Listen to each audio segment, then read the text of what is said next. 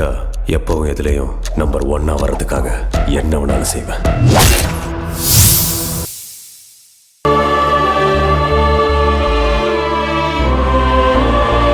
யார்கிட்ட இப்ப நீ பேசிட்டு இருந்த? அன்பு கிட்டதேங்கா.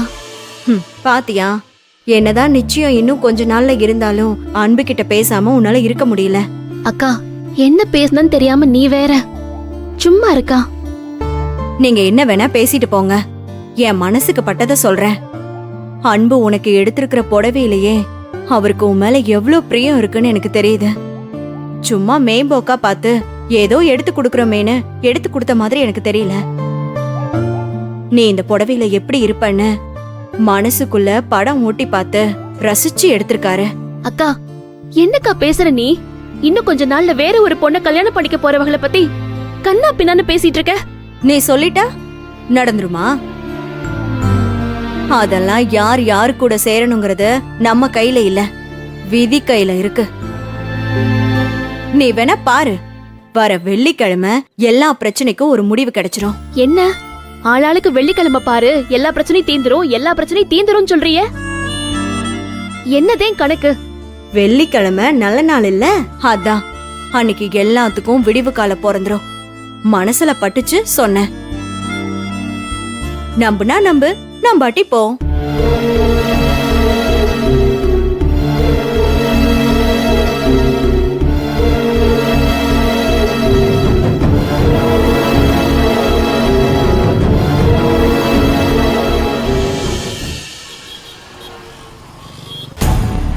என்னடா சொல்ற?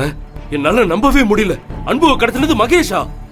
ஆமாண்ணா, அவனுக்கு அன்பு தூக்குனது யாருன்னு ஏதாவது தெரிஞ்சிருக்கும். அவன்கிட்ட அன்பு ஏதாவது சொல்லிருப்பான்னு நினைச்சுதான் பேச்சு கொடுத்தேன். பார்த்தா அவன் தான் கடத்திருக்கான். கடத்தினதோட மட்டும் இல்லைன்னா ஆளுங்களை வச்சு அந்த அன்புவை செய்ன்னு செஞ்சிருக்கான். இதெல்லாம் கேட்டதும் எனக்கும் பயங்கர ஷாக்கிங்கா தான் இருந்துச்சு. டேய், இவ்ளோ நடந்துச்சுன்னு சொல்ற, அப்புறம் எதுவுமே தெரியாத மாதிரி அந்த அன்பு எப்படிடா கம்பெனிக்கு வரான்? அங்கதான் விஷயமே இருக்கு. இந்த மகேஷ் அந்த அன்பு தான் ஆனந்தி கர்ப்பத்துக்கு காரணம் நம்புறான். நம்புறதை தாண்டி அவன் அன்பு ஏதோ ஒரு விஷயத்த சொல்லி லாக் பண்ணி ஆனந்திக்கு கல்யாணம் பண்ணி வைக்க ஸ்பெஷலா ஏதோ மூவ் பண்றான். ஆனா அது என்னன்னு தான் சொல்ல மாட்டான். ரொம்ப கிளவரா இருக்கான்னா. சரிடா, இவ்ளோ விஷயத்த அவங்கிட்ட இருந்து பேசி வாங்கியிருக்க, அப்படியே அது என்ன பிளான்னு தெரிஞ்சுக்க ட்ரை பண்ணிருக்க வேண்டியதானே? மகேஷ் கிட்ட ஒரு கெட்ட பழக்கம் இருக்கு.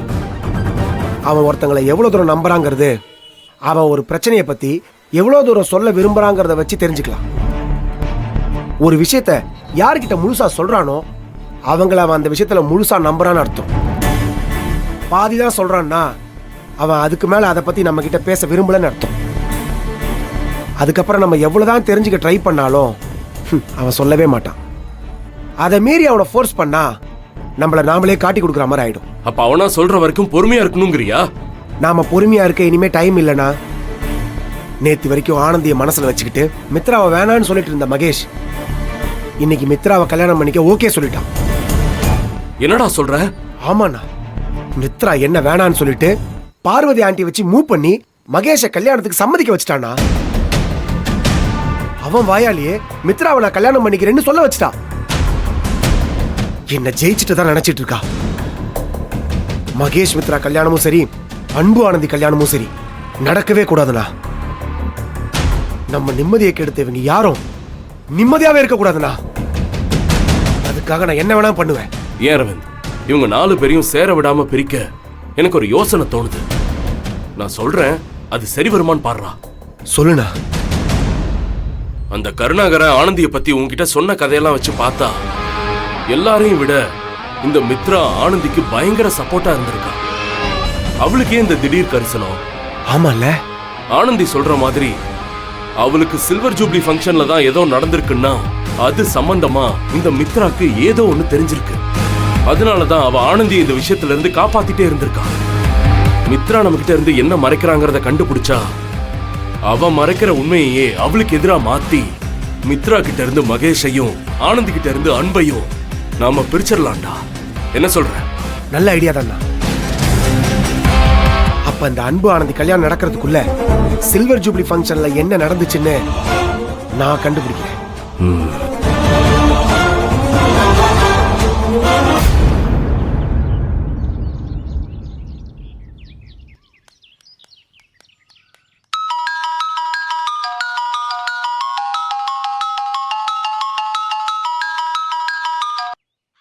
அப்பா சொல்லுங்கப்பா. அம்மா ஆனந்தி எங்க தான் இருக்க? ஹாஸ்டல்ல தேன்பா. என்ன விஷயம்ப்பா? அது ஒண்ணு இல்ல ஆனந்தி, நானும் அப்பாவும் சென்னைக்கு வரலான் இருக்கோம். என்னம்மா சொல்றிய?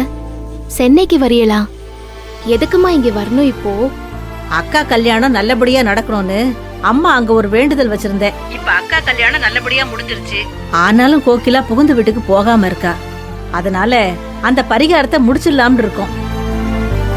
வர வெள்ளிக்கிழமை சென்னைக்கு வரலான்னு இருக்கோம். வர வெள்ளிக்கிழமையா? ஆமாம்மா. இல்லப்பா, இப்ப நீங்க இங்க வர வேணாம். ஏம்மா அப்படி சொல்ற?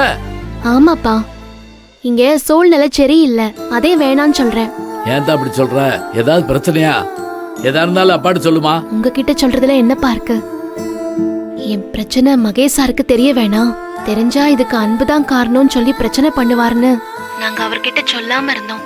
ஆனா எப்படியோ மகேஷ் சாருக்கு தெரிய வந்து அவர் எல்லாத்துக்கும் அன்புதே காரணம்னு நினைச்சு பெரிய பிரச்சனை பண்ணிட்டாருப்பா.